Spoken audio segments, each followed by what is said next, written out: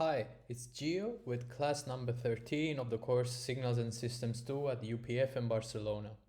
If you have any questions on this class or any of the previous ones, feel free to get in touch via email or check my webpage for more information. In the last class, we talked about communication systems as they play a key role in our everyday life. We saw that many of the concepts we have developed throughout this course are essential to analyze and design communication systems. In particular, we learned about basic concepts and operations like modulation, demodulation, and multiplexing. Today is the first of a few classes on the Laplace transform. We will start by introducing its definition, the concept of region of convergence, and giving a few examples. The Laplace transform is a generalization of the Fourier transform. The Laplace transform is necessary to study the behavior of a broader class of systems. Systems whose impulse response does not admit a Fourier transform can still be studied through the Laplace transform. So if you recall, the Fourier transform is able to represent signals as linear combinations of the complex exponentials e to j omega t. The Laplace transform is a generalization of that because it expresses signals as linear combinations of functions like e to st, where s is a complex number, j omega is an imaginary number. Such a generalization allows to study unstable systems for which, if you recall, the Fourier transform of the impulse response is not defined, so for which we cannot define a frequency response. Here's a definition of the Laplace transform. We use the notation with L to indicate the Laplace transform of x of t, and we indicate it as capital X of s, where s is a complex variable. It's defined in a similar manner to the Fourier transform. It's the integral between minus infinity and infinity of the signal x of t times e to minus st in dt. Once again, s is a complex variable. It has a real part sigma plus an imaginary part which is j omega, like in the case of the Fourier transform. Notice that we can interpret the Laplace transform interestingly as a Fourier transform. Let's see how. So let's just write x of s as x of sigma plus j omega, recalling that s is a complex variable made of sigma, real part, and j omega, imaginary part. If we just plug this substitution, s equals sigma plus j omega, in the definition of the Laplace transform, then we obtain the integral at the top of the slide. It's the integral of x of t e to minus sigma plus j omega t. And we can group e to minus sigma t with x of t, and we obtain the integral of whatever you see in the square brackets times e to minus j omega t. But that is nothing but a Fourier transform. It's just a Fourier integral. It's the Fourier transform of whatever is in the square brackets. So we see that we can interpret the Laplace transform of x of t as the Fourier transform, but not of x of t, but rather of x of t times e to minus sigma t. So the Fourier transform converges, but might also not converge. So in this case, the convergence will depend on the value of sigma. As a consequence, the existence of the Laplace transform will depend on the value of sigma. So as we will see in this class and in the following ones and throughout many examples, sigma, the real part of the variable s, plays a key role on the convergence of the Laplace transform. And every time we define the Laplace transform of a certain signal, we will always have to specify the region of convergence, which is the values of sigma for which the Laplace transform exists, or the values of sigma for which the integral in the Laplace definition exists. Let's see a few examples to clarify what I have just said. The first example takes a very simple signal, which is the right-sided exponential. So x of t is e to minus at u of t. Let's just apply the definition of the Fourier transform first to recall what the Fourier transform of this is. We obtain the integral of e to minus at u of t times e to minus j omega t dt. We have already seen this before, and by just solving this integral, we see that the Fourier transform is 1 over a plus j omega for a positive a. What about the Laplace transform? We're going to do exactly the same thing as in the previous slide, but now the integral features e to minus st rather than e to minus j omega t.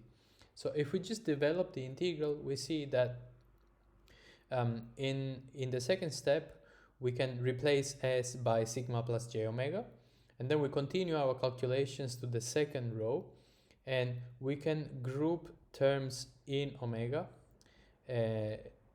in j omega, which is the imaginary part, and the real part. So we obtain e to minus a plus sigma t with a real coefficient in front of t, and then e to minus j omega t, the imaginary part, right? So this integral, which runs between 0 and infinity because of the function u of t, has a solution which is 1 over a plus sigma plus j omega. It is a simple integral to solve. We have already encountered this before, but there's an important consideration to make. This integral only converges when sigma plus a is positive, because when we evaluate it at plus infinity, the first term, the term e to minus a plus sigma t, for t going to plus infinity, is finite only if the term in the brackets is positive, sigma plus j omega. So we come up with this essential condition that sigma plus a has to be positive. We can rewrite the solution simply as 1 over a plus s, again by recalling that sigma plus j omega is s after all. And the convergence condition can be also rewritten as the real part of s must be larger than minus a. So once again, we specify not only the Laplace transform of this simple signal, which is 1 over a plus s, but also the region of convergence. The real part of s has to be larger than minus a, because if it's not, the Laplace integral does not converge, and then there's no Laplace transform. Let's see another example, very similar to the previous one, yet different. So x of t now is minus e to minus at u of minus t. So again, it's an exponential, but it's left-sided, all right? So we apply the same definition of the Laplace transform. We get the x of s is going to be minus the integral, well, of e to minus at u of minus t, and then again e to minus st dt. So we just do our calculations. Let's just skip the easy ones because they're exactly the same as in the previous case. But this time, because of the function u of minus t, the integral goes between minus infinity and 0. So for this integral to converge, when t goes to minus infinity, for the integral to converge, we need that the term in the brackets, a plus sigma, has to be negative this time around. So the solution of this is the same result, 1 over a plus s, same as before, but the convergence condition is totally different. It's real part of s smaller than minus a. So see that for this signal, which is different than the previous one, we have the same x of s. The function is the same, the Laplace transform is identical, but the region of convergence, which we usually indicate as ROC with the acronym, changes. It's different. So if we want to represent this graphically, we have these two cases side by side. On the left hand side, we have the first case where the region of convergence was real part of s larger than minus a. So it's a half plane, and it's the right half plane to the right of minus a. In the second case, the region of convergence is the opposite one. It's real part of s smaller than minus a. We see this represented on the right of the slide. So in this case, it's a left half plane. Let's continue with our examples to clarify this concept even better. So now we take a signal x of t given by e to minus 2t u of t plus e to minus t cosine of 3t u of t. Cool. We recall that the cosine of 3t can be equivalently be represented as a sum of exponentials. So we get that this is equal to e to minus 2t plus half e to minus 1 minus 3j t plus half e to minus 1 plus 3j t u of t. So if we want to calculate the Laplace transform, it's an integral, so it's linear. So we can equivalently calculate the Laplace transform of each of the three terms that compose x of t. That's what we do below. So x of s will be given by three integrals, where we have just plugged each term that composes x of t and applied the definition of the Laplace transform that we learned today. What do we get? So the first integral of the three is very similar to an example we already saw. It's a right-sided decaying exponential. The Laplace transform this time is 1 over s plus 2. And its region of convergence is real part of s larger than minus 2. You would find this if you just try to solve the integral and you impose the convergence condition. You see that the real part of s, which we also call sigma, has to be larger than minus 2. What about the other two terms? The solution for the other two terms are very similar. As a matter of fact, they really look alike. They are respectively 1 over s plus 1 minus 3j and 1 over s plus 1 plus 3j. And what about the convergence? Then again, we always have to look at the real part of the variable s, because it is the one that drives the convergence.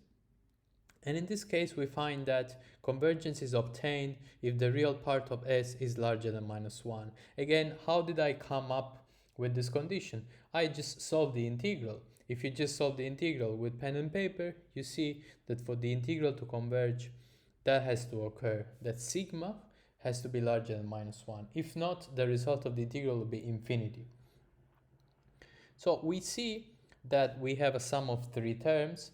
If we want the sum of these three terms to converge, then we need to impose that all of them converge. So the overall convergence condition for x of s is that the three conditions are satisfied simultaneously. And that is true only if the real part of s is larger than minus 1, which is the most stringent of the conditions. So then if we just substitute the results we have obtained, the partial results, then we can write x of s in a compact form. So first of all, we have that it's going to be given by the sum of the three fractions that we have below for real part of s larger than minus 1. And then if we want, we can combine the sum of these three fractions into one fraction, and we obtain that x of s is given by 2s squared plus 5s plus 12 over s squared plus 2s plus 10 that multiplies s plus 2. And the region of convergence is real part of s larger than minus 1. Can we draw that? Sure. Here we have it. So the region of convergence is depicted at the bottom right. So on this figure we see several things. We have a representation of what we call the poles of the Laplace transform. It's those complex numbers that represent the roots of the denominator. That means that when s takes those complex values, then the denominator is 0 and x of s, the Laplace transform, does not converge. Then we have the zeros, which are represented by circles. The zeros are the roots of the numerator. When the complex variable s is equal to one of those zeros, then the Laplace transform is 0. Notice that, as we will see much better later on in greater detail, the region of convergence cannot contain the poles, because by definition, when we are at one of the poles, the Laplace transform does not converge. So the region of convergence is given by all the values of s for which the Laplace transform exists, and at the poles that cannot be the case. So in this case, the region of convergence is a right half plane to the right of those complex conjugate poles. Notice that x of t is made of complex exponentials in this case, and the Laplace transform will be a ratio of polynomials. It's actually given by quite simple functions. Let's give yet one more example. In this case, our signal x of t is given by delta of t minus 4 over 3 e to minus t u of t, which is a right-sided exponential, plus 1/3 e to 2t u of t. Again, another right-sided exponential, but this time growing, not decaying. Cool. So we have three different cases, and we want to study convergence for all of these. So first of all, let's calculate the expression for the Laplace transform. So what about delta of t?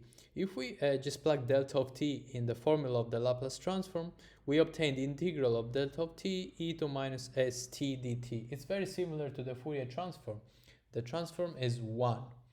It's 1 and it's 1 for all s. It does not depend on s. It's a constant, therefore it always converges.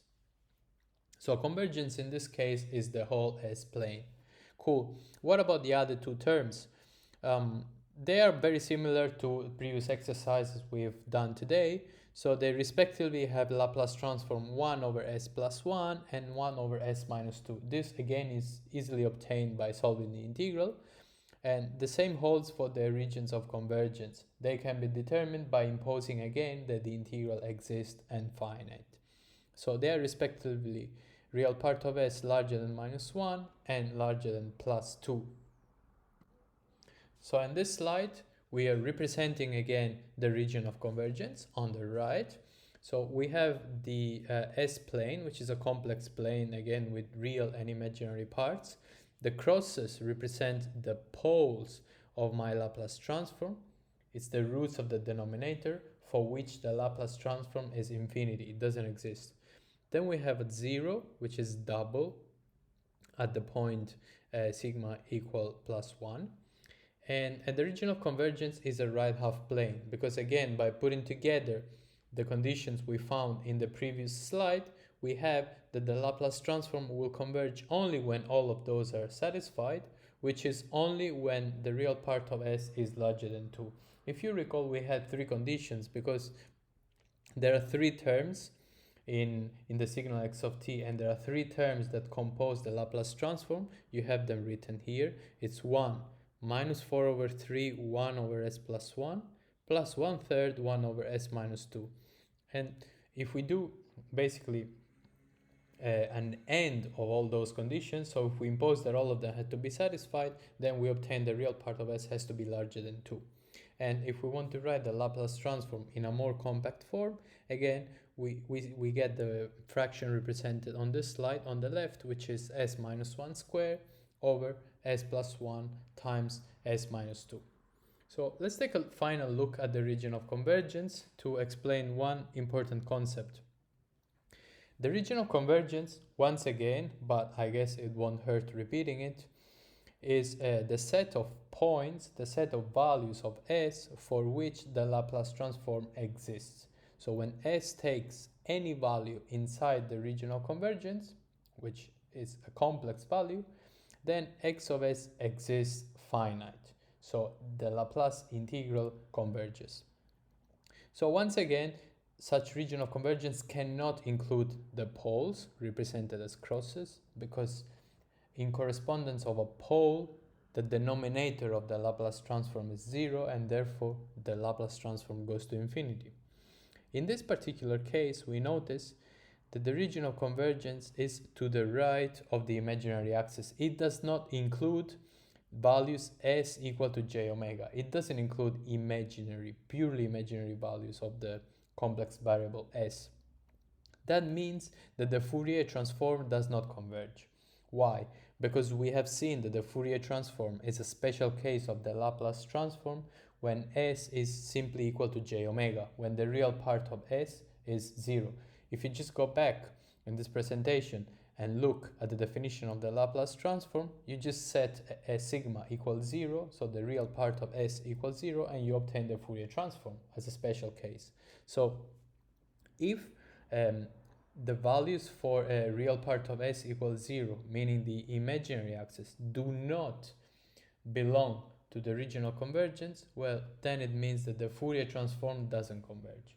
So once again, we've seen that the Laplace transform is a generalization. If I gave you a signal x of t, like the one in this example at the top left, and I asked you to calculate the Fourier transform, then you will come back to me and say that the Fourier transform doesn't exist. The Fourier transform of this signal does not converge.